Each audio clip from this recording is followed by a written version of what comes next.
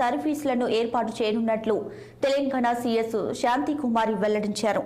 రాష్ట్రంలో క్యాంటీన్ సర్వీసుల ఏర్పాటుపై సచివాలయంలో సమీక్ష ఏర్పాటు చేశారు.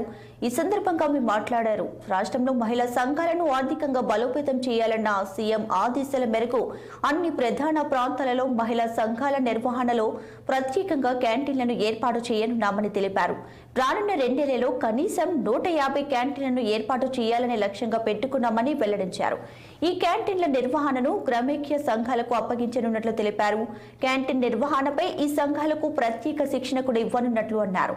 ఈ క్యాంటీన్ల పనితీరు, నిర్వహణ, వీటి ఏర్పాటుకి ఎంత విస్తీర్ణంలో స్థలం అవసరం, వీటి ఏర్పాటుకి రోడ్ మ్యాప్ తదితర అంశాలపై సవివరంగా ప్రణాళికను రూపొందించాల్సిందిగా గ్రామీణాభివృద్ధి పంచాయతీరాజ్ శాఖ కమిషనర్ను సీఎస్ ఆదేశించారు.